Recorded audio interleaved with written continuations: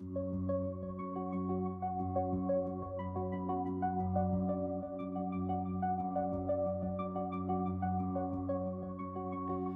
to the 17th episode of the ongoing series, The 10 Lost Tribes in Jewish Consciousness, here on Sfarim Chatter. I'm Nachi Weinstein. This episode of the series discusses the fascinating story of the Bnei Menashe, or the Indian Jews, and one writer or traveler's travels through various lands, including India and the Bnei Menashe. Well, this episode is the finale of the series for now. There are many topics to discuss regarding the 10 Lost Tribes, including the famous attempted trip of Rav Nosson Wachtweigel, Mashgiach of BMG in Lakewood, and his students to Tibet and parts of China to look for the 10 Lost Tribes. If anyone has any guests or who would be interested in discussing that topic, or any other suggestions of guests or topics that I should discuss on this series and in furtherance of this series, really, please email me or reach out and let me know. And I know this series ran long. This is 17 episodes already, but I do hope that you all enjoyed listening to it. And again, I'm open to revisiting it further. The corporate sponsor of this series is, as always, Gluck Plumbing. For all your service needs, big or small in New Jersey, with a full service division from boiler replacements, main sewer line snakeouts, carrying main lines, to a simple faucet leak, Gluck Plumbing Service Division has you covered. Give them a call, 732-523-1836, extension 1, and please thank them for sponsoring this third series here on the podcast. To sponsor an episode on the podcast, check out the links in the show's notes below, or email me, sfarmchatter@gmail.com, or to support the podcast in any way. You can also subscribe to the Sfarim Chatter WhatsApp community, where I post new books, Sfarim, and book deals and things of that sort, as well as the Sfarim Chatter YouTube and Substack.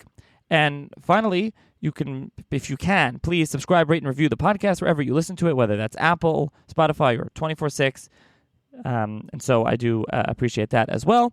And finally, we'll note about this episode specifically, the audio quality wasn't that. It was, unfortunately, is what it is. So please bear with the episode. And I'll also put a link in the show's notes to read Across the Sabbath River, Hillel Halkin's book that was the basis of this talk. It's really a fascinating book and well worth the read. So you can check that out and enjoy the episode. Hi, everyone. Welcome to another edition of the Sfarim Chatter podcast and another episode in the ongoing series, The 10 Lost Tribes in Jewish Consciousness. On this episode of the podcast, I'm going to be joined by Hillel Halkin, who is an American-born Israeli author and translator. He's written and translated numerous books, including the ones that are pertinent to the conversation here, Across the Sabbath River, In Search of a Lost Tribe of Israel, which is a riveting travelogue diary, essentially, if you will, and we'll talk about that, as well as a more recent book that he co-edited titled Lives of the Children of Manasseh, Oral History Interviews with the Bnei Menashe Community. And as you can probably tell from that, we'll be talking about the Bnei Menashe community, the Indian Jews, if you will, just broadly speaking, and about them and things like that. So thank you, Hillel, for joining me. Glad to be here, Nachi. So let's sort of tell the listeners a little bit about yourself and your background. Well, I'm originally an American Jew. I was born in New York City in 1939, which makes me very old now.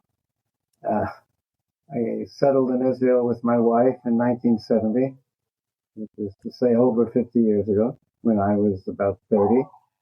And I've been living here since. I have 2 daughters, both of whom live in Israel, 3 grandchildren. I've made my living partly as a translator, partly as a journalist, partly as an author. I've written some 10 or 11 books, of which Across the Sabbath River was actually one of the first, and Lives of the Children of Manasseh, which I co-authored, was one of the most recent. That's it in a nutshell. So, interestingly, as you mentioned, you've done a number of books, including you did a biography of Yehuda Levi. You've written about various Zionist type things. So how did you get to Lost Tribes? They said it's one of your early ones. And Across the Sabbath River, you focus on the Bnei Menashe, the Indian Jewish community. But in the beginning you went elsewhere with Rabbi Avichai, who we'll talk about shortly. How did you become interested in that? It seems like a different kind of field than what you had written about and translated otherwise. No, as I actually mentioned in Across the Sabbath River, I've always, ever since I was a child, I was fascinated by the legend of the Lost Tribes, the 10 Lost Tribes, as they're often referred to. And in the book, I really speak of how, as a boy, the first lost tribe legend, as it were, that I remember hearing when I was a child of 8 or 9 was somebody told me, I grew up in Manhattan, in New York City, and someone told me that in Brooklyn there were Jewish gangs that went about beating up, assaulting, and beating up Christians. And this attracted me enormously because as a Jewish boy growing up in Manhattan, it was always the Christians, the Catholics mainly, the Irish kids, the Italian kids, mostly the tough Irish kids, who we were always afraid of and who would come picking fights with us Jewish kids, in which we generally either got the worst of or ran away from. And the idea that somewhere there were proud, strong Jewish gangs who reversed roles, as it were, and who went about not being picked on by Christians, but picking on the Christians, picking on the Catholic boys and getting the better of them, greatly appealed to me. Of course, I didn't think of the Jewish gangs in Borough Park in Brooklyn at the time as a lost tribe. But when I grew older and I became familiar with the lost tribe legend, I realized that psychologically that was really the role they had played in my imagination. Because the role that the lost tribes have always played in the Jewish imagination is that we Jews may be a downtrodden people, a weak people, a people that has no real power in the world, but somewhere in this world there are free, independent, proud Jewish tribes who go back to the biblical period and were never subjugated, who always retained their independence and their military prowess, and who somewhere in the world, if only we could find them, but we can't, somewhere in the world are living today as proud, warlike Jews, as the Jews in a way we would like to be and can't be. This was before the foundation of Israel, when I was, but it was very much connected with it because I grew up in a very Zionist family. I was very much as a boy, I was very much identified with the struggle to create a Jewish state in Palestine, as it was called in those days. And I think it all merged together. The Jewish gangs in Borough Park in Brooklyn and the story of the lost tribes and the Jewish community in Palestine struggling to become independent and fighting a war against the Arabs to create its independence. It was all like one grand episode for me of Jewish strength and Jewish power and Jewish pride and Jewish independence. And that's where it all started.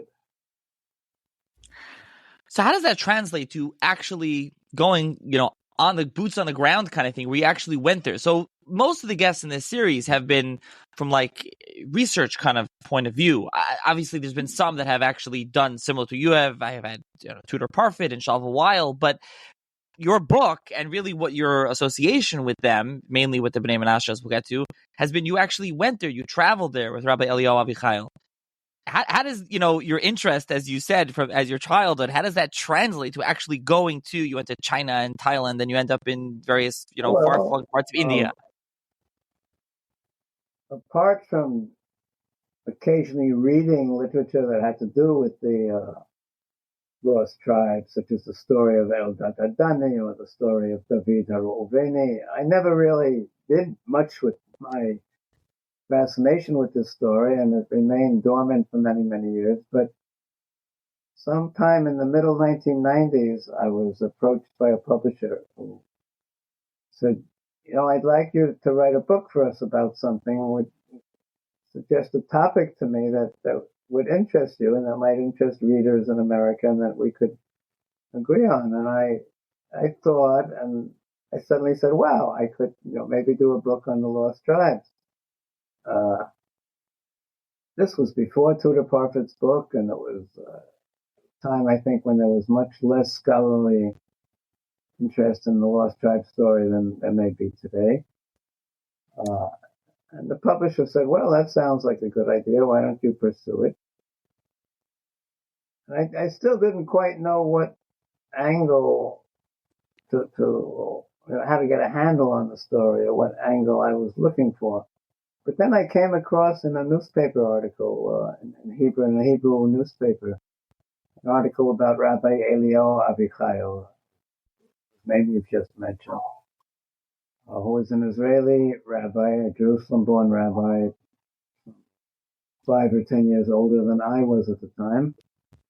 And he was a lost tribe hunter. He was the last really of a vanishing breed of lost tribe hunters, because the profession, which had once been more popular in the past, had really become a dwindling one. And Avichail was very much motivated by his religious beliefs. He was, of course, an Orthodox Jewish rabbi. He had studied in Jerusalem and been ordained in Jerusalem, and he was part of the Dati Leumi, the national religious community in Israel. But he was convinced that there were lost tribes out there, and that the place to look for them was in Asia, because that's where he thought, both on the basis of certain clues he thought were in the Bible and of his own independent conclusions, that was the place to look for them. And he had mounted several expeditions in the past, searching for Jewish lost tribes in different parts of Asia, Southeast Asia, India, China, Thailand.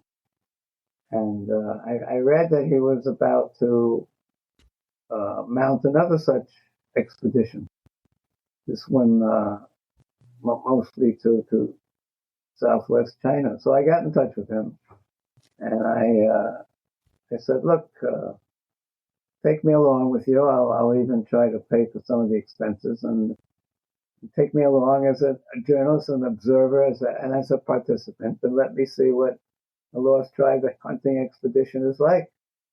And Abichail considered it and said, okay. Subsequently, I didn't yet have a book contract, but I went to the New Yorker magazine and I sold the idea of doing a story on a trip with Abichail, a lost tribe hunting trip, doing a story for the New Yorker, and received a contract from them. The story, for various reasons, was never published, but in a way, the whole book grew out of this story that was originally written for the New Yorker, and I think it was the summer of 1998. Abichail and I and a cousin of his, Micha Gross, who was a sidekick of his and sort of the Sancho Panza to his Don Quixote, we all set out together on a trip that included Southwest China, parts of Thailand, and eventually Northeast India, where the Bnei Menashe come. That's where it really began in a practical way. And the book kind of follows that, where it's interesting. You start off the book with kind of that overview, what you laid out much more in depth, and then your beginnings of your trip in China and Thailand, and then you eventually get to India. But then you step back and give an overview of the Lost Tribe story and Eldad and David Right. and all the different things, which is a really nice overview. I think it's chapter 4. For those interested, just in an overview, Right. There's been a lot in this series of full book, Professor Benit, and there's been other things in this series, but that's like a really nice just overview, one chapter in the book. And so, as you mentioned, Rabbi Avichail, the late Rabbi Avichail, he was nifter a few years ago. He kind of an Indiana Jones rabbi running around all over looking for these tribes, essentially. So, I can just say you join it to go and to do the research and to look at it. So, I mean, what was the trip like? And at the time, the bulk of the book and, the new book as well, has been dedicated to Bnei Menashe and the Indian Jewish community, which we'll get to. But what about the first part, just in brief? It's something you discussed in the book briefly, which is your trip to China and to Thailand. What was that like, the beginning of that experience with Rabbi Avichail? It was great fun, and it was totally loony. It was really a zany experience, because Rabbi Avichail, who was a man with some charm and a man of great determination and resolve and courage and conviction, was not a very systematic thinker. He was looking for the lost tribes, and he was determined to find them. And he was not, his methodology, such as it were, was simply in trying to connect various peoples in Asia with biblical customs as he knew them from the Bible. And he was willing to indulge in a great deal of imaginative projection in doing this. And he was willing, to see lost tribes in places where certainly I couldn't see them and I couldn't identify them.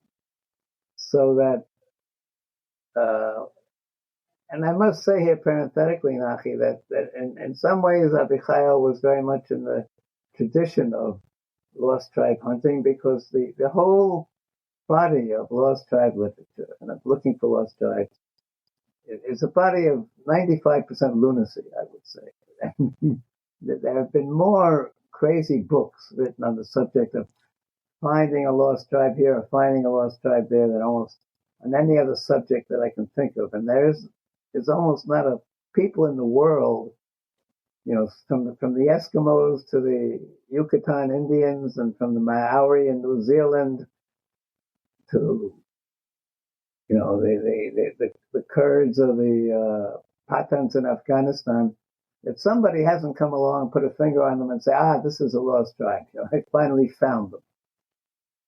And traveling with Avichail, although he came from a very Jewish perspective, was in some ways not so dissimilar, because in my opinion, he was interested in particularly in a Chinese ethnic group called the Chang, which had already been fingered in the 1920s by an American missionary, Thomas Torrance, as a lost tribe, and Avichail was following up on this. But he saw parallels to the Bible, and he saw ancient Hebrew customs and all kinds of places where I thought he was totally imagining. So that in that sense, the whole thing was kind of crazy, but it was a lark, and I enjoyed it. And then we moved on to Thailand, and where there's a people called the Karen, a very large ethnic group, much larger than the Chang in China, and an ethnic group where the parallels to the biblical or ancient Jewish traditions are so much closer and more puzzling. Well, still not enough to convince me personally that we were talking about a lost tribe, but we spent a week or two there and traveling, and it was all very interesting for me, and as I said, a lot of fun. And then we moved on, and the last stop was Northeast India, the Indian state, in this case, really of Mizoram, which is in the very, very far corner of Northeast India on the border with Burma, or as it's now called, Myanmar. And there it wasn't so much a question of hunting anymore, because there was a people that Avichail was convinced he had already found and identified as a lost tribe. It was a group that was then already calling itself the Bnei Menashe, and that was living in settled places in the two Indian states of Mizoram and Manipur, and are already practicing more or less a form of Orthodox Judaism that it had learned from Avichail himself. And he had come, it was the last leg of our trip, and he had come not to search for them, but to minister to them, because he was really their rabbi. He had been there several times before. It was he who had brought them to Orthodox Judaism, and he who kept trying to teach them more and more of it. And I spent a week with him in Aizawl, the capital of the state of Mizoram, and while he taught his flock, I again pursued the subject and spoke to many, many people. So in the book, you described the Thailand and the China trip more in depth, and we'll leave it there for listeners who want to check it out. And by the way, I'll link to the book in the show's notes. I don't know if it's still in print. I mean, it's definitely available. You can definitely get a hold of it. I got a used copy fairly cheap, and it's, like I said, a wonderful read, and we'll talk more about it. So, as you say, this is kind of just to make like a comment for listeners at this point in the series are familiar, though, with this, but the series here is not looking to find the lost tribes, and as you say, engage in that kind of loony quackery kind of thing that's been going on for centuries, looking for them, associate everyone who has different customs or traditions. They kind of find some Jewish connection. Those who read Menashe ben Israel's Hope of Israel, right? Mikveh Israel, he's busy doing this with the Native Americans, and this comes up all over. It's everywhere. Everyone's trying to associate Jews of every ethnicity, as you said. So, it's interesting when you get to the Bnei Menashe, I guess, as we'll discuss, how you see that, distinction yet parallel to other kind of connections that have been made with other ethnic groups and customs, whereas here with the Bnei Menashe, maybe it's a little different. So we'll get there. Just one question on the book before we continue with the Bnei Menashe. Why did you, as I said, you include chapter 4, a really nice overview of the Lost Tribes legend. Why did you decide to include that there? I mean, like not in the beginning of the book and include it as chapter 4? It's just like a book question that I want to ask. Well, I think the answer is because I really wanted to start with action and not with, an essayistic bit of history. I wanted to throw the reader right into the story, and also because in any case I wanted a break between the first chapters of the book, which were my trip with Avichail, and the subsequent chapters, which had to do with two subsequent recurrent trips to India that I made myself without Avichail, but in the company of two Bnei Menashe, young Bnei Menashe living in Israel, who served me as translators and interpreters and assistants. So I wanted to break the book up in that way too, and that's why I chose to delay the story until chapter 4. And I also think that I felt that, if I had started with an overview of the Lost Tribe, the history of the Lost Tribe story and the interest in it, and all, as I knew both had said, the craziness around it, a lot of people might have said, well, this doesn't interest me. I don't know why I'm being told all this. Whereas, again, if I've got them, drew them into a story and then said, okay, now you've heard or you've experienced the story so far. Now I'm going to give you the historical background for it. I think I felt that would work better. Make perfect sense. I just wanted to ask that over here. So let's now talk about the Bnei Menashe. And just, you mentioned this already, where the area of India that we're talking, but just to you drive the point home, it's not like it's all the way in the corner of India, near, as you mentioned, as close to China. And so the ethnicity of the Bnei Menashe, as we'll be talking about, is that like a standard Indian ethnicity, or is it more like an Asian? I don't know what the word would be. Chinese ethnicity. It's definitely more Asian. They're not really Indians. I mean, they're Indians today by citizenship, and they're Indians today because those of them still living in India who haven't come to Israel yet are, very integrated in Indian life in many ways. But they're a Tibeto-Burmese people. They're not Indian ethnically. Their languages are Tibeto-Burmese, and their whole history is not connected with the Indian peninsula subcontinent at all. It's really connected with much more with it faces much more towards Burma and southern China than it does towards India historically.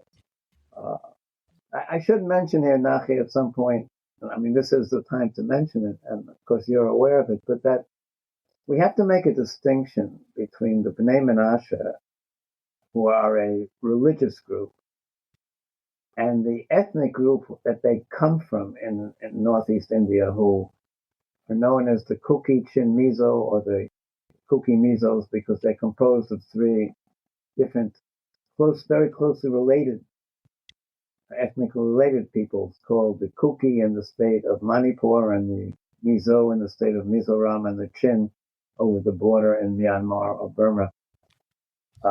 This is an ethnic group, some several million strong. The Bnei Menashe are that very small part of this ethnic group, perhaps some 10,000, half of them in Israel today and half still in India, that has chosen to become Jewish and to live Jewishly. And we have to make this distinction. The Bnei Menashe, when I say Bnei Menashe, I'm not referring to 2 million Kuki Chin Mizo. I'm referring to that small section of them that has Judaized.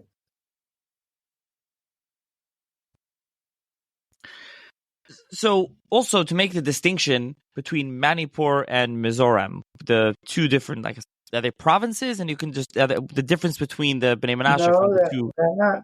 And they're more than provinces. They're actually states. India has a federal structure not entirely different from that of the United States. It's divided into states. I forget how many today, several dozen, I think. And each of these states has great federal powers. It's not like a French department or an English county. They're states much more like American states, with the powers, many of the powers that American states have. And Mizoram and Manipur are two of the smallest of these states. As you said, they're all the way in the far northeast corner of India. And they're different in the sense that Mizoram, which is further to the south and borders on Bangladesh on one side and on the Bay of Bengal beneath it, Mizoram is an ethnically very homogeneous society. It's composed almost entirely of the people called the Mizo, or the middle term in this last term, this Kuki-Chin Mizo triangle. They're entirely Christian today. They've been Christianized, and they're very, as I say, homogeneous and society. Whereas Manipur, which is directly to the north of them,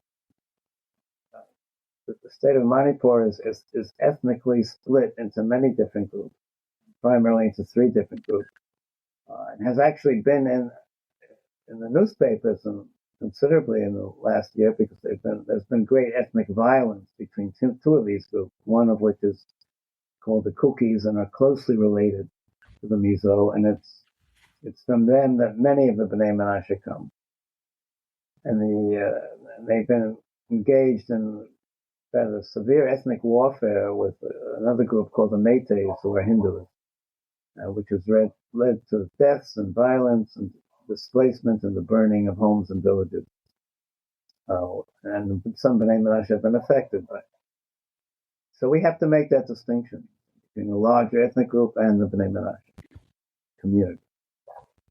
Okay, good. As you said, I think that is important to point out for the listeners. Now, for the rest really of the episode, we'll discuss some of the practical, you going there and kind of the history and the validity and all that kind of thing. But I do want to just to really emphasize that the book is a wonderful read, and it really is it reads like a diary or travelogue. So for those listeners who are interested in that, we're not going to be able to bring that out nearly as well as the book does. So if you want to read more about what conditions were like and what it was like being there, should read the book. But anyways, so you went there with Rabbi Avichail. How did you travel there? What were the conditions like? What were the people like? What was your first impression when you initially got there? Well, we traveled there by plane. We took a flight from Israel to Mumbai, as it's called now by the Indians, and from Mumbai to Calcutta, which is already, Mumbai is at the western edge of India, and Calcutta is at the eastern edge. And from Calcutta, we took another much smaller plane to Aizawl, which is the capital of Mizoram. And now, what were the conditions like when you arrived there? Like and not only when you arrived there, but in your travels throughout Mizoram and Manipur. Well, first of all, getting about these areas is difficult because the roads are very, very poor. They're largely dirt, or were. I mean, we're talking now about 1998, 1999, 2000. I haven't been back there since, and I know that there's been considerable development since then. So I'm talking about a period of 20 or nearly 25 years ago.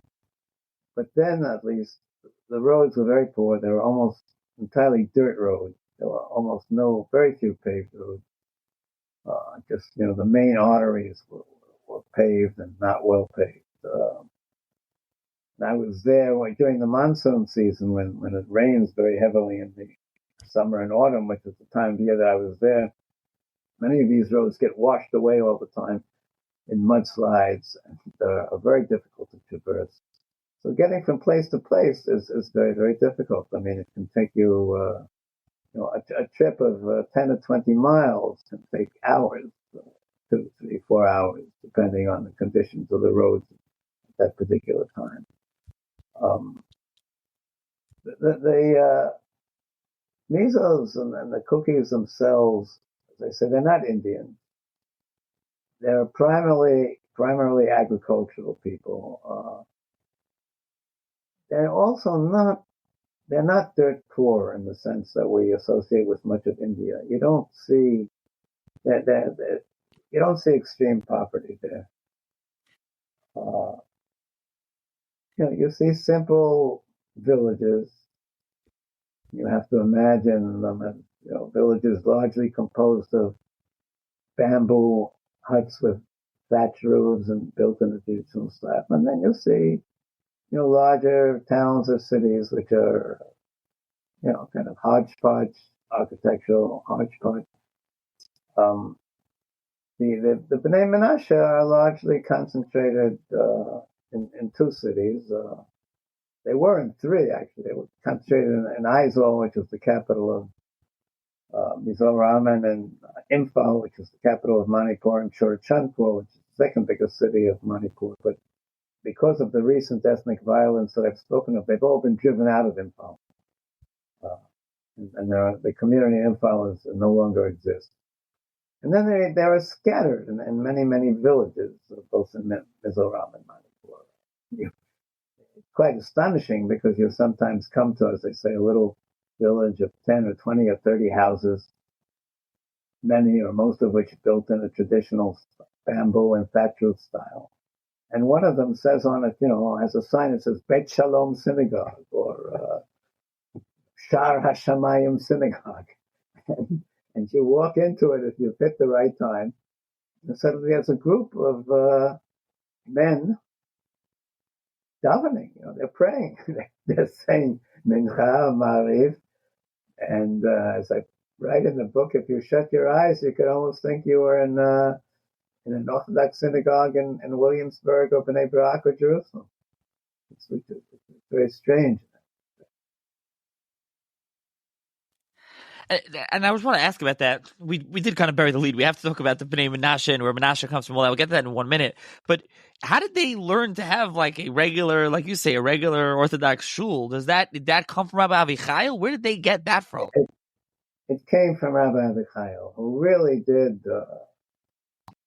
heroic work in bringing modern Israeli-style Orthodox Judaism to these people, starting with the middle 1980s. Until then, look, the whole Judaism movement, or the Bnei Menashe in Mizoram and Manipur, goes back only to the early 1970s.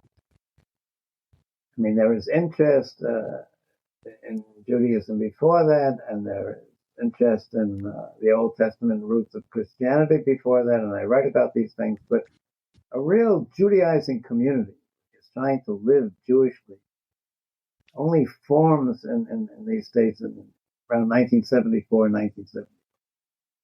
But it's in its first years, it's trying to live Jewishly with almost no idea of what this means, because the people who are trying to live as Jews are all ex-Christians who have come from Christian churches, whose idea of Judaism comes almost entirely from the Tanakh, the Old Testament, and who are trying to observe Judaism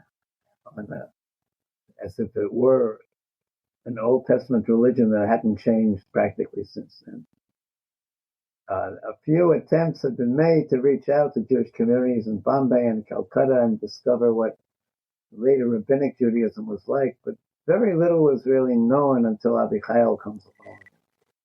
in the 1980s and discovers these people of Bnei Menashe and decides that they are a lost tribe, or they come from a people that is a lost tribe, and really adopts them and takes them under his wing and begins coming back regularly and teaching them, as much as they can learn about Orthodox Jewish practice and Orthodox Jewish beliefs.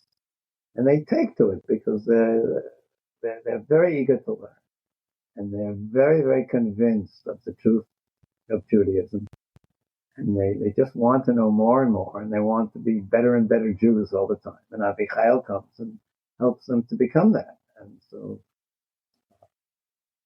by the time that I was there, which was in the late 1990s, they had been under Avichail's tutelage for 15 years. And they had already learned many, many of the ways of Orthodox Judaism. So let's go back and talk about the Bnei Menashe. Their origins and who is Menashe and why they think they come from the tribe of Menashe. Okay, so again, as I say, forget for a minute about the Bnei Menashe and think in terms of this people whom I've called the Kukichin Mitzvah, who until the late 19th century were composed of a group of closely related but frequently warring tribes living in the jungles of the foothills of the Himalayas in the northeast of India, because that's what we're talking about. It's the Himalayas are 700 miles to the north, and the hills in which these people live are not mountains anymore. They're high hills, and sometimes very steep hills, and largely covered by jungle to this day. It's very, very heavily overgrown, and with villages scattered in the jungles all over. These tribes had their own traditional animistic, shamanistic religion, like that of many of the hill tribes of Southeast Asia, until the British came in the late 19th century. And when the British came, as they did everywhere where they arrived. You see, the British had ruled in India for a very long time before this, but they had never really penetrated into the jungles of the far northeast. When they finally did, and the Indian Army conquered the area, had to fight the natives to do so, but the natives were mostly not able to resist very strongly. The Indian Army brought in its wake British missionaries, some American missionaries too, mostly Presbyterians and Baptists, who began preaching and teaching Christianity and began converting the Kukichin Mizo at a fairly quick rate.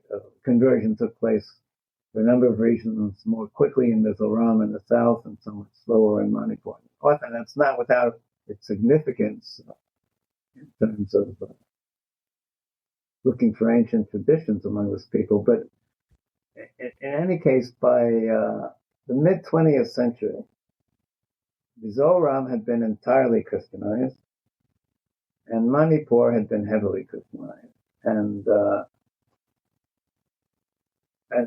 what then happened was a curious. Christianity, on the one hand, really wiped out or eradicated the old native religion of these people, because the missionaries were very determined to extirpate it, and they, on the whole, succeeded. They totally destroyed all the religious artifacts of the old religion. They taught the children that their parents had worshipped evil powers, and the children, the younger people who were the first to Christianize, must totally wean themselves from this. And they forbade the new Christians from even talking about their old religion, much less trying to still practice parts of it. So the old religion really was eradicated in some ways very quickly. But as it was, the Christians, of course, brought the Bible with them. They first brought the New Testament, which was what they emphasized at first. But little by little, the books of the Old Testament of Tanakh began to be translated into local languages too, and preachers talked about them and preached about them. And as they did, what happened was that at first a small number of Kukitim measles, and then a growing amount of them began to suddenly look at certain things in the Bible, in our Hebrew Bible, and say, just a minute, we know this. This is familiar. We've heard this story before. We've come across this incident before. This all sounds like something that we really know from our own past.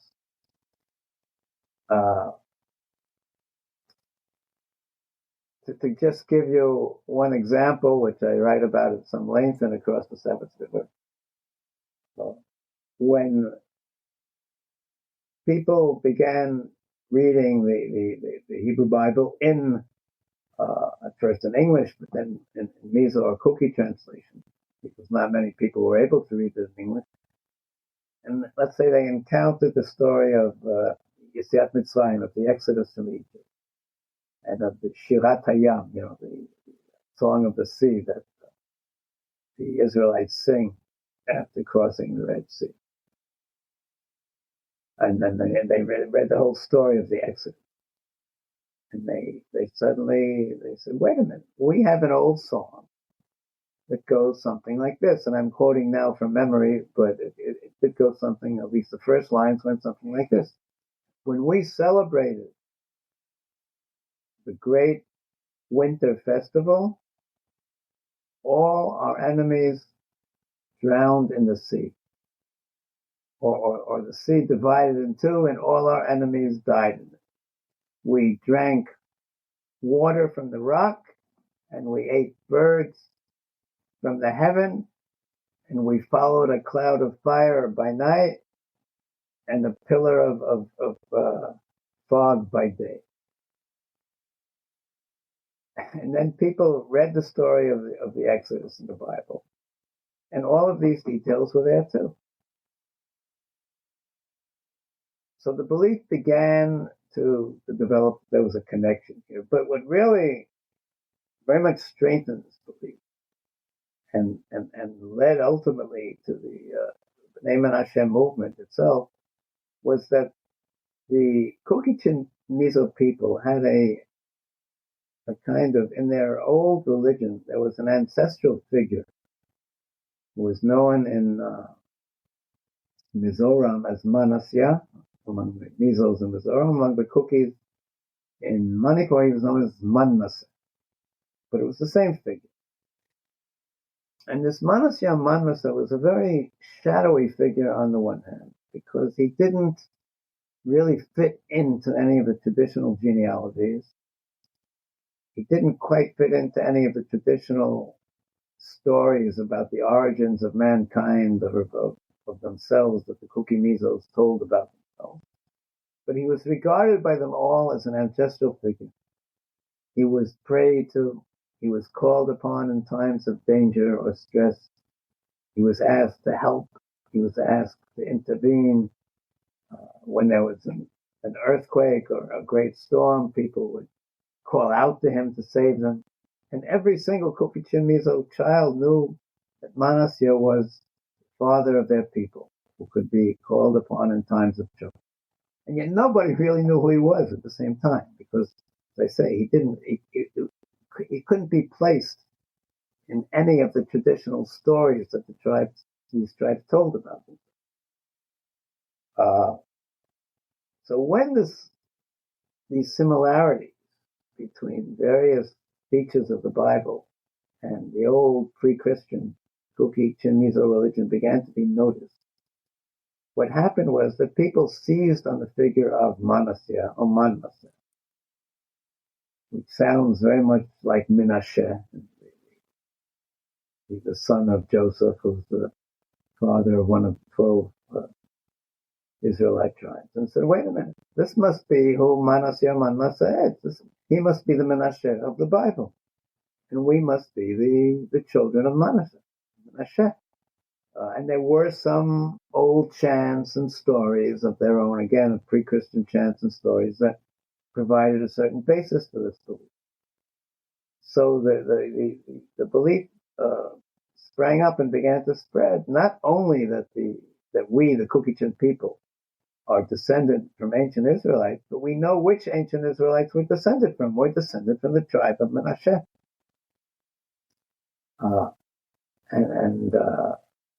And so, as I said, first this simply began as a Christian movement.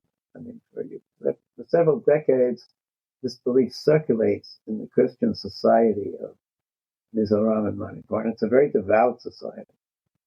And little by little, it has an influence. Some splinter Christian groups begin to break away from the main Christian churches because they want to live more like the Old Testament. They want to observe Shabbat on a Saturday, not on a Sunday. They want to keep the dietary laws. They don't want to eat pork. They want to try to revive the old biblical sacrifices. But this really remains a Christian thing until, as I say, in the middle 1970s, a group of Christians breaks away entirely from the Christian church and begins to try to seriously live as Jews. And this is the beginning of the Bnei Menashe movement.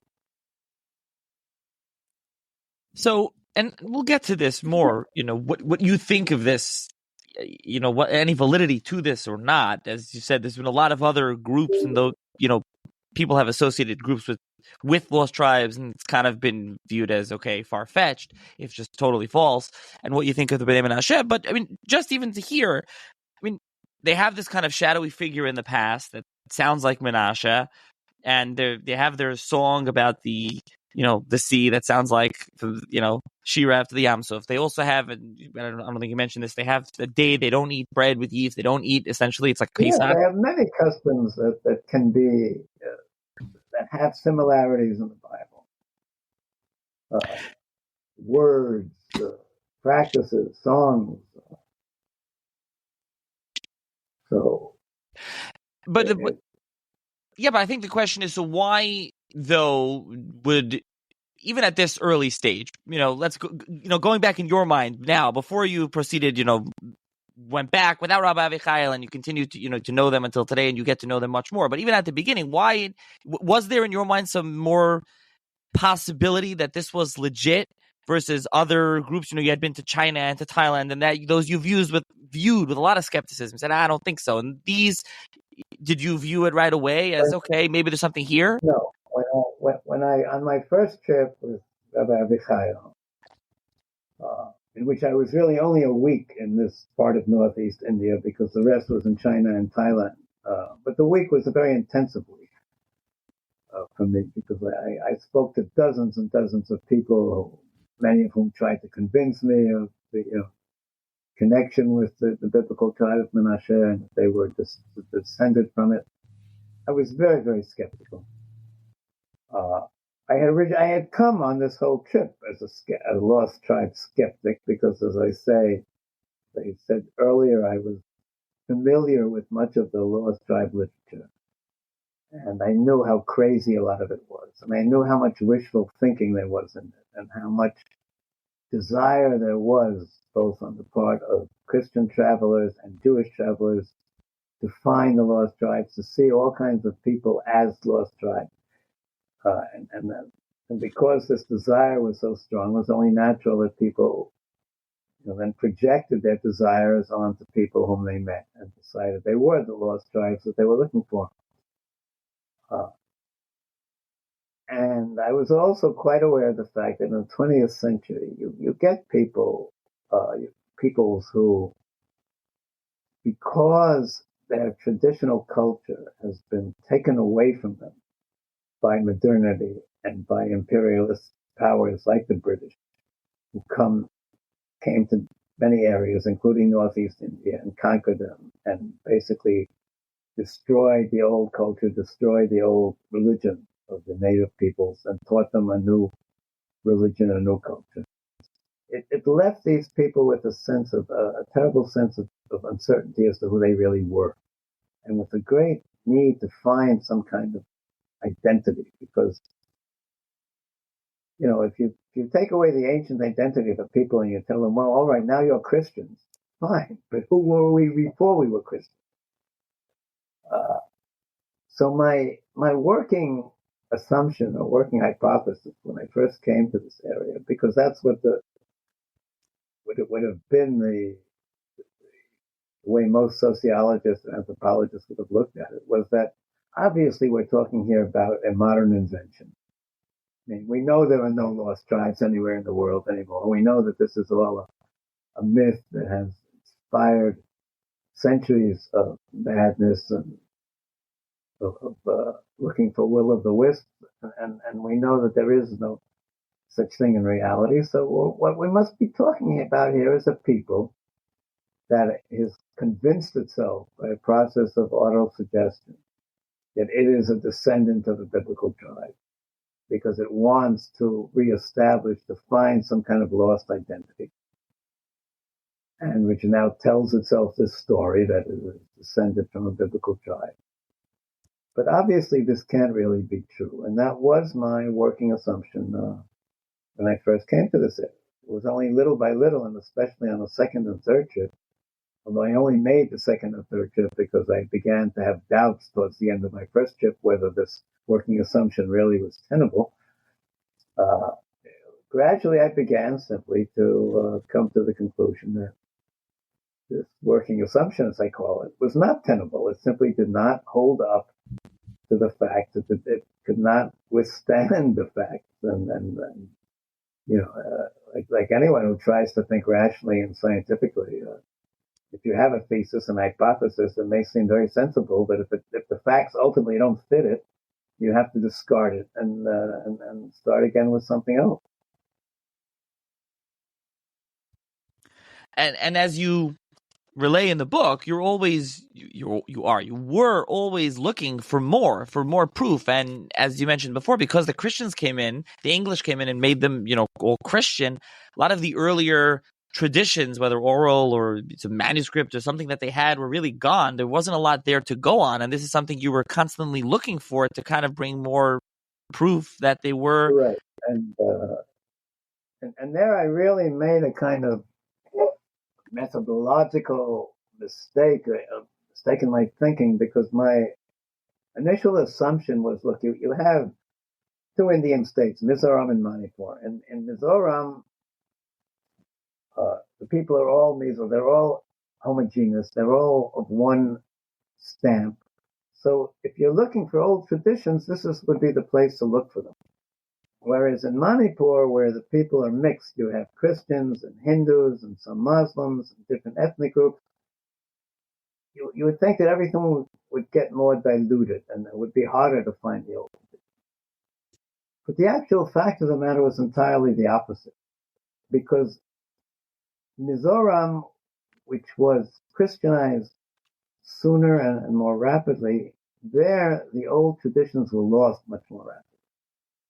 And in Mizoram, by the time I was in Mizoram in the 1990s, you couldn't find anyone who really remembered the old pre-Christian tradition. Whereas in Manipur, it turned out, and this I discovered only in my next two trips, Christianity had entered much more slowly. There were places in Manipur or until the 1950s or 60s, or in some cases even the 1970s, the old religion or remnants of it, the pre-Christian religion, was still being observed. And what that meant was that in Manipur, unlike Mizoram, it was possible still in the year 2000 to find people in their 80s, their 70s, their 60s, even in their 50s, who actually remembered, who had grown up as children in the old pre-Christian religion, and who still remembered it fairly well. And it was their testimony and their memories that really totally enabled me to, or forced me in some ways, to take an entirely different view of the whole story, because I suddenly began to get a picture, which I could not get in Mizoram, of what the old religion had been like, and of the ways in which genuine biblical traditions might have survived in it. So how many trips did you make in total? You, like you said, you went back yourself without Rabbi Avichail. Altogether, there were 3 trips. The first with Avichail, where, as I say, I was only a week in Mizoram. The second long trip, which was for about 2 months, which I spent both in Mizoram and in Manipur. And I took then 2 interpreters from the Bnei Menashe community in Israel, 2 young men whom I got to know. The languages spoken in Mizoram and in Manipur are slightly different. In Mizoram, as I say, the language spoken is Mizo, and the related ethnic group in Manipur speaks a language called Kuki, which is closely related. They're a little like, I don't know, Spanish and Italian, let's say. But they're not close enough to be easily mutually understandable. I needed a different interpreter for each. So I went back for about 2 months. And then that was a year later. And a year after that, I went back a third time, also just for a week or so to Manipur. But that was really already to try to zero in on certain theories that I had developed and to fine-tune them and try to confirm them. So those were the 3 trips that I made. So at this point, were you going back for your New Yorker article, which turned into a book, or was it more for yourself to actually research this and see, okay, why are these people really, perhaps, legitimately a lost tribe of Israel?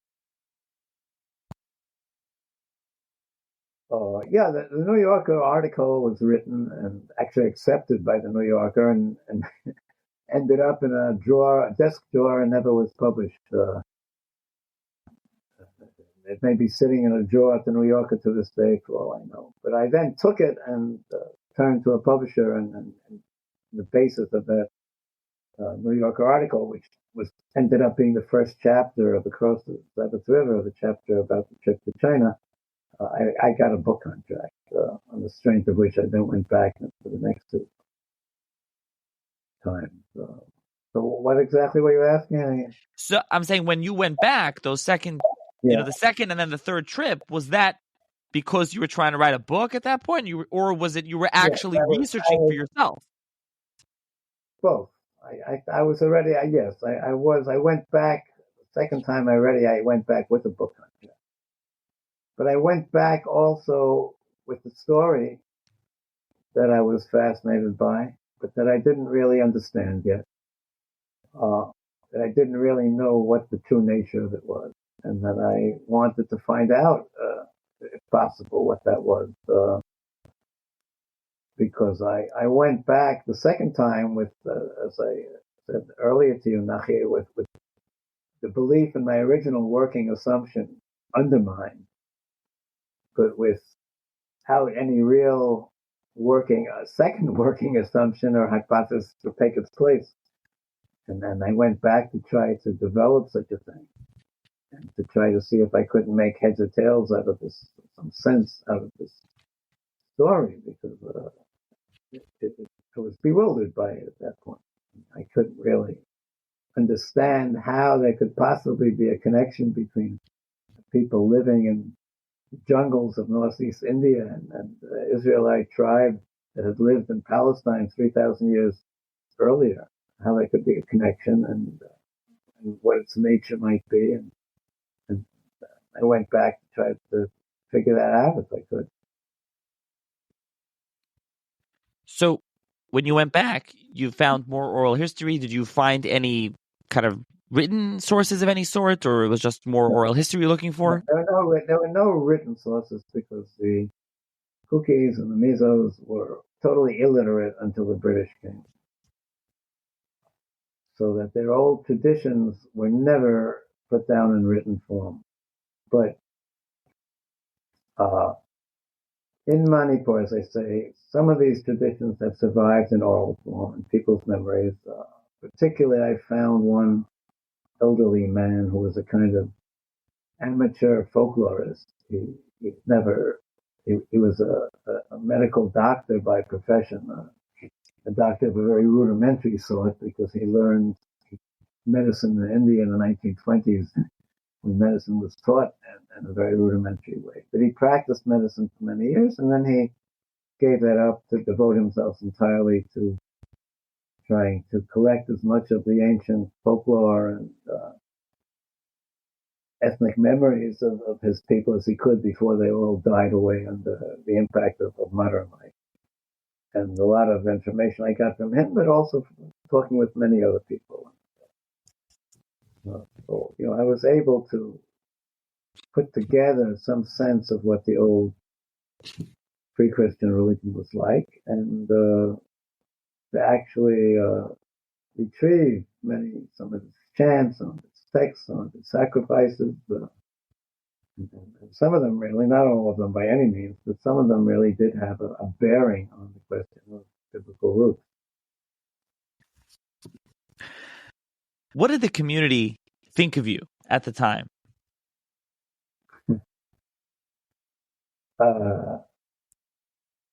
Well,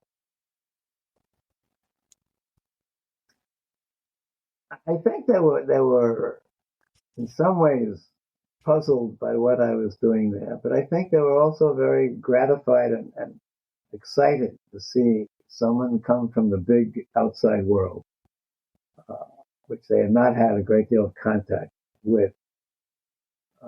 Somebody who really was interested in their story and wanted to hear it and wanted to, as they say, make sense of it, because there were constantly people coming to me everywhere and telling me asking me to listen to their stories and their theories and their ideas of who they were and where they came from. Some of these, again, were not serious or even crackpot in a way. But some contained real valuable information. You see, I came to these areas at a time of very intense ferment when the Cookies and Mizo people themselves were going through very intensive debate among themselves. Who were they? Were they a biblical tribe? Were they not a biblical tribe? Who were their ancestors? Had Christianity simply destroyed their identity, or had Christianity, in a way, restored their most ancient identity by teaching them who they were from the Bible? People were arguing about this everywhere. I mean, the way people in America today might argue about what baseball or football team to root for or the best team. People were standing on street corners in Mizoram, Manipur in those years and arguing about these things. And so when I came, I both became part of that argument. People turned to me in some ways as an authority because I came from Israel. I really knew about Judaism. I knew about Jewish history. I knew about biblical history. But also people knew I was writing a book because I made no bones about it. And were extremely eager to tell me their stories because they wanted to be part of that book. They wanted to influence me. They wanted to convince me of all kinds of things that they believed in. So in that sense, it was wonderful to be there, particularly at that time, because I was a very sought-after figure, and people were very, very eager to cooperate with me and collaborate. So, as you say in the book, and as you said here, kind of you got to know them more, and you got to research them, and you got these more, oral history, and you found out much more. But at the end of the day, what convinced you of the possibility? I don't think, you correct me if I'm wrong, I don't think that definitively that they're a lost tribe of Israel. Well, what convinced you more about the Bnei Menashe community that there's a legitimate case to be made here versus others that you yourself had, either things that you had read about or others like in Thailand and China you had been to and you saw and you were like very skeptical? What convinced me was both the number of parallels with biblical stories and traditions that existed, and the particular nature of these, the very specific nature of these. Because you see, any anthropologist or any ethnographer will tell you that many of the things you find in the Bible and biblical religion, in one form or another, you'll find elsewhere too. And many of these things have even been raised as part of the claim that the Kokichin Mizos are a biblical tribe. For instance, I'll give you one of many examples. You have the custom in the Bible of what's known as levirate marriage, yibum and chalitza, whereas if a man's brother dies, a married brother dies, and the marriage has had no children, his surviving brother is obliged to marry his widow and perpetuate the line by having children with him, unless, he begs off and there's a whole procedure to do. Now, it turns out that this is in one form or another, this is a fairly common practice among so-called primitive tribes in many parts of the world. There's nothing very unusual about levirate marriage. So that when you come and say, the Kokichin Mizos must be related to an ancient biblical tribe because in the Bible they practiced this custom of levirate marriage and so did the Kokichin Mizos, the answer really that any anthropologist will give with a forgiving smile is, I'm very sorry, but this proves nothing and means nothing because people did this all over the world. And many of the parallels between the Kokichin Mizos and biblical religion, as of many other peoples in biblical religion, are of this nature, and they really don't mean a great deal. But when you begin to get parallels that are far more specific, such as, let's say, the story of crossing an ancient sea in which your enemies drowned, and 5 or 6 or 7 or 8 other things happen. There are also the things that happened to the Israelites in the Bible. And no other, you're not going to find, you don't find this anywhere else among any other pre-modern people in the world. And you say to yourself, well, what are the statistical probabilities that 2 such stories would develop independently with so many similar details? They're not, not common details. They're not details that would be easy. And you say, well, it's unlikely, but it could happen. But then you find another and another and another of these cases. As you say, you suddenly find that the same people that had an ancient chant about crossing a sea in which its enemies all drowned, that it also had a custom of a holiday, an annual holiday in which unleavened bread was prepared and eaten as part of the holiday. And you go to the books and you go to the anthropological literature, and nowhere else in the world was there any tribe or people or ethnic group, except the Jews, that had such a custom where the eating of unleavened bread was part of a religious custom. And you find this in another place, similar occurrences, where you find parallels that are unique, that are not easily explainable. Now, so it becomes a question in a way of statistical probability. If you were to just find one of these, you could say, all right, this is very unusual, it's very striking, but it could be sheer coincidence. Coincidences do take place. But if you find 3 or 4 or 5 or 6 or 7, coincidence can no longer be an explanation. It statistically becomes, remote. It becomes 1 in a million. So many parallels would exist just among these 2 groups, the ancient Israelites of the Bible and the Kokichin Mizo people, and you don't find them anywhere. Well, then you have to ask yourself the next question. Well, maybe there's another explanation for this. Maybe the explanation is not that you're talking about descendants of biblical Israelites who somehow, made a 3,000-mile trek from ancient Palestine to the jungles of Northeast India. Maybe you're talking about a people who encountered Jewish travelers or Jewish missionaries or Christian missionaries, and they taught them all these biblical teachings. And maybe that's the way to think of it.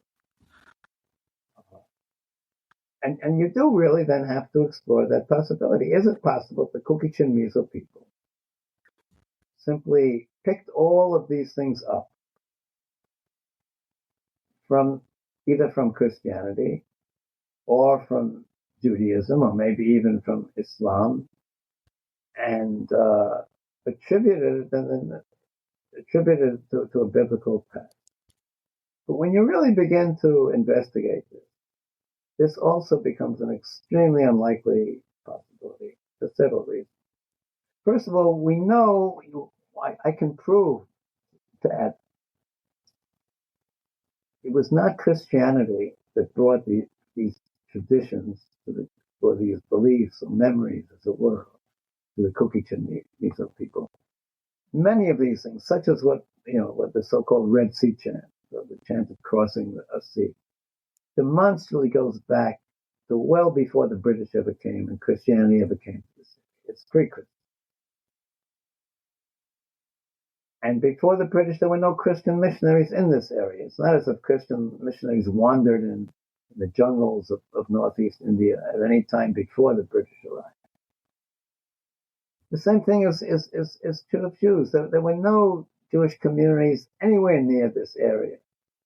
The Jewish community of Calcutta, which is the nearest to Kukichin Mizo territory, develops also in British times. There's no Jewish community in Calcutta before that. Basically, it's founded by Jews coming from Iraq and settling in the British Empire for commercial reasons. It can't be British either. It can't be Islamic either, because although Islam does come to northeast India and much of India, and also to parts of Burma at a much earlier period, these specific traditions are nowhere found in Islam. Islam has many Jewish stories from the Bible, but nowhere in Islam will you find the details of the Exodus.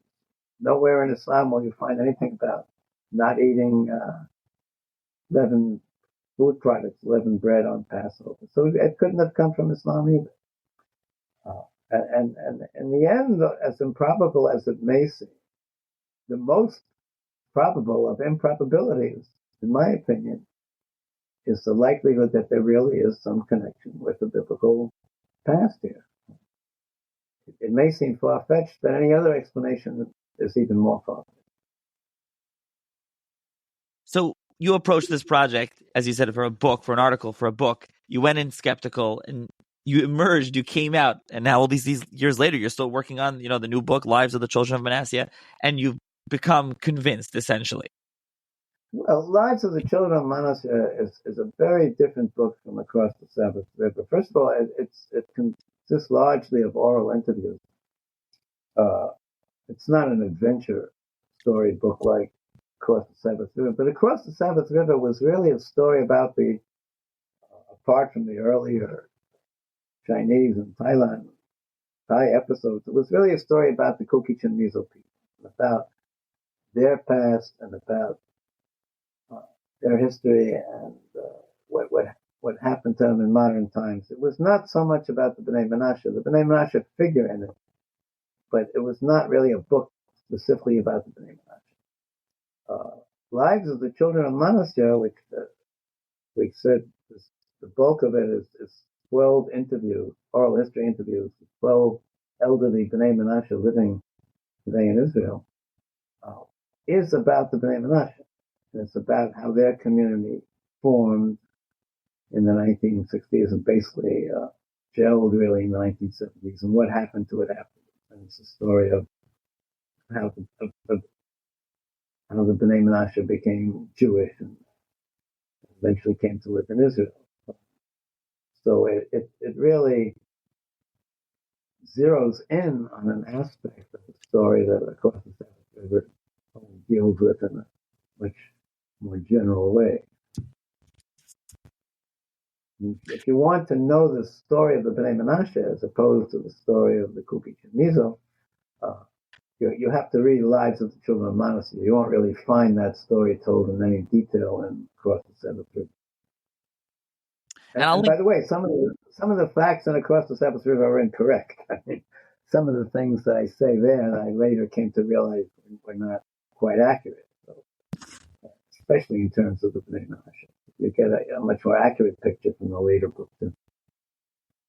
Yeah, and I'll link to both books in the show's notes for those interested in checking it out. So with the Bnei Menashe, I think you mentioned this earlier, that a lot of them have left and now have gone to live in Israel. I mean, how many are there? How many have left and gone to Israel? And they all undergone conversion when they went to Israel? What happened there?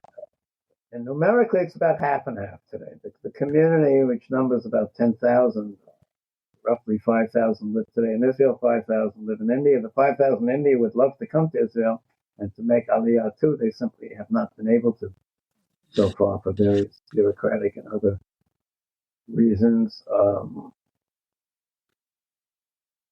What the second part of your question was?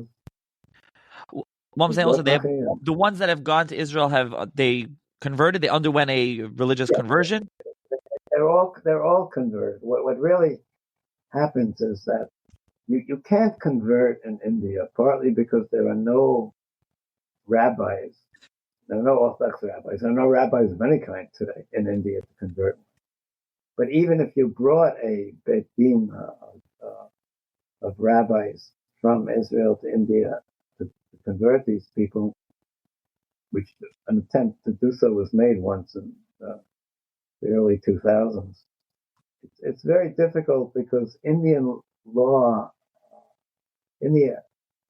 has laws against proselytization and against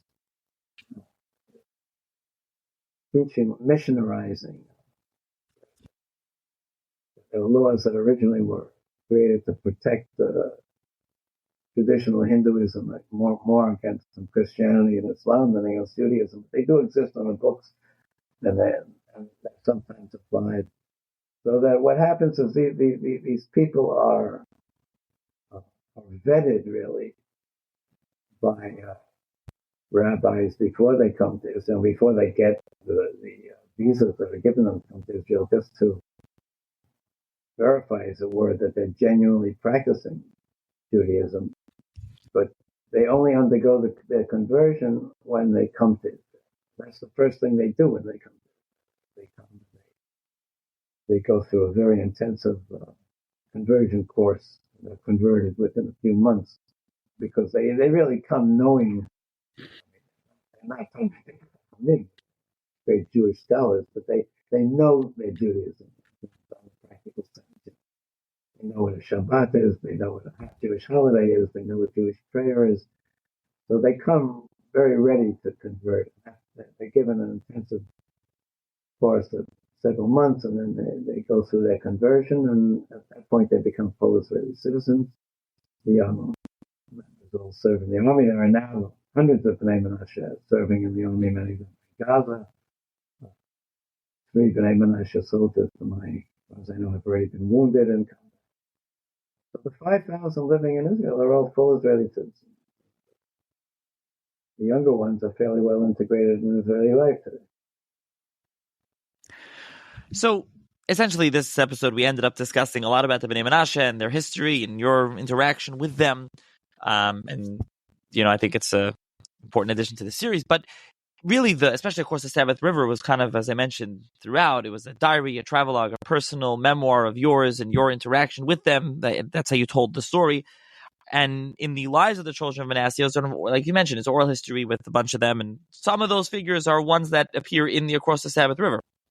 And so are there any, there's many vignettes and anecdotes and stories that you give over in the Across the Sabbath River. I don't know if there are any that you want to mention here for listeners, or you want to point them to the book and specifically to read the book, but are there any, stories that jump out at you just to mention to the listener? Well, the book is fresher in your mind probably than in mine, because I wrote it 20 years ago and haven't really, I've looked at it here and there once or twice since, but I've never gone back to it systematically. You've just read it, so maybe you want to mention an episode, Nachi, and then I can talk about it if I remember it.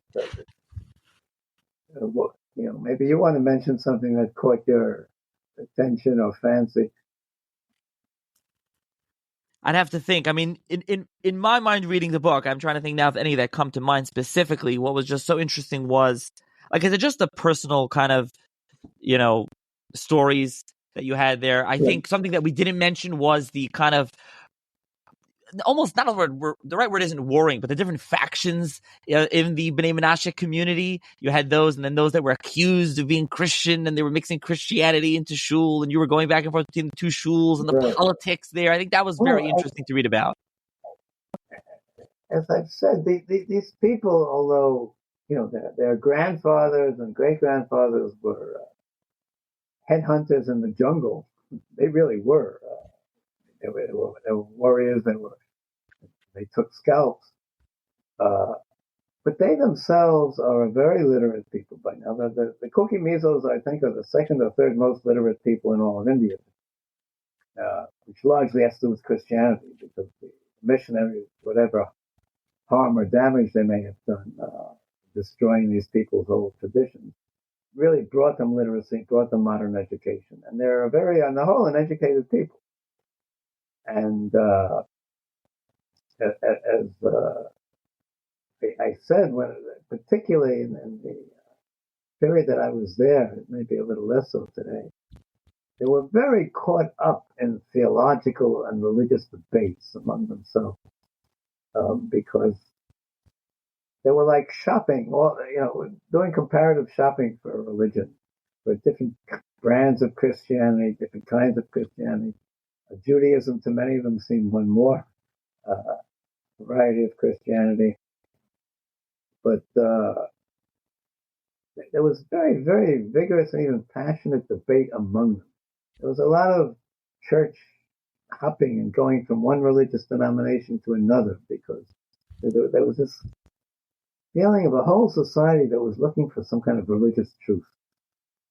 Maybe you'd have to go back to the Middle Ages to find something, or to the Reformation to find something like that in Western European society. You certainly won't find it anywhere today. These people were passionate. They were passionate about the Bible, which was a book that, ordinary people knew well and debated about and argued about. And did the Bible mean this when it said this, or did it mean that when it said that? And so there was a society living in great intensity of religious debate. You asked me if I remember any episode. I remember many, but one that now comes to mind, which I write about in the course of Sabbath, one Shabbat morning, I went. I was in Israel. This was on my first trip, and I was still far from convinced, or quite skeptical that there was any validity to the lost tribe claim that's made for the Kokichin Mizo. And I went to Shabbat services at Knesset in Iceland. And again, the remarkable thing is how these people, most of them can't even read Hebrew. They read the Hebrew prayers transliterated into English letters, because they're Latin letters. Their own language is written in the Latin alphabet. But it sounds genuine, because they know these prayers so well and they say them such fervor. But it was Parshat Lech Lecha. It was autumn, and it was the Torah reading of Lech Lecha, where God tells Abraham to get thee out of thy land, thy native land, and go to the land of Israel. And I was asked to give a sermon, or to talk. I had an interpreter. I spoke in English, and someone interpreted for me. And I spoke about, the Abraham and how he had set out on a new life at God's bidding, and how they were in a way doing something similar. And they were now wanted to move to Israel too, and some of them already had, and how they were embarked in an adventure like Abraham, etc. And one of the men, when I was finished speaking, there was a period of questions, and one of them asked me. He said, "Tell me, do you think that we really are descended from the biblical tribe, from the tribe of Menashe?" And I wasn't going to give a dishonest answer. So I said, look, no, I don't. I don't think you are. But you have to understand that in Jewish terms, that doesn't mean anything. You're not, look at me, I said to them. I have fair skin. I have blue eyes. I didn't, genetically, I don't have the genes of an ancient Middle Eastern Jew. My grandparents came from Russia. Two of my aunts have slanty eyes, and we may have Khazari blood in us. We may have some genes from ancient Middle East or not, but I'm not, I'm not a direct descendant of a Middle Eastern tribe. There's a lot of other blood in me. You're the same. You have Asian blood in you. I have East European blood in me. That's not the point, I said to them. The point is, that you want to be Jews and you believe in Judaism and you want to join the Jewish people. And I went on a little, but I could see as I was talking the disappointment on their faces. They weren't hearing from me what they wanted to hear. They wanted to hear that Hillel Halkin, an author from Israel, had come and investigated and decided that they were truly a biblical tribe. And everything else that I said to them, was very nice, but it wasn't really what they wanted me to say. Had I spoken to them, 2 or 3 years later, I would have said something very different. And yet, I'll also say this, that over the years, I think this question of whether they are descended from a biblical tribe or not has actually come to mean less to them also. Certainly to those living in Israel. Now, the younger generation really feels it's way. Even the older ones, really, they're in Israel as Jews. And they're converted now. And they are Jews.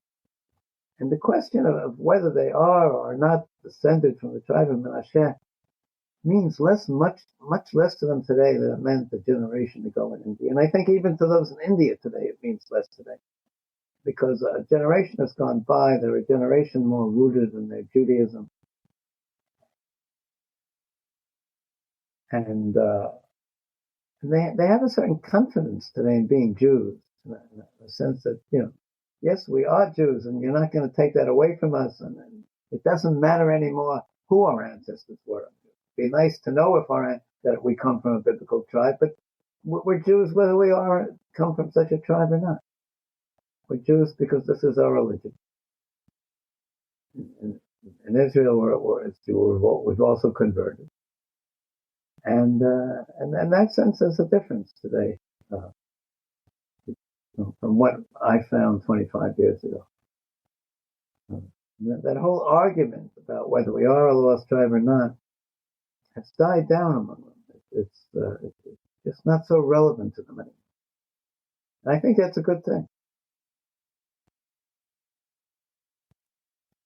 I think what's nice about also the lives of the children of Menashe is that there's a forward and afterward by you, and you kind of discuss the up-to-date kind of some of that scholarship, and it's kind of a postscript to Across the Sabbath River. So I think they go well together, the two books. And so again, I'll link to the two of them in the show's notes. And I hope for the listener this was informative and interesting for someone who actually went, researching, searching for them. And you didn't go searching for them. You went writing a book, and you ended up interacting with a group here, the Bnei Menashe, and to talk a little bit about the Bnei Menashe and to kind of bring kind of the series up to the modern time. And I thank you for joining me to discuss that. You're very welcome.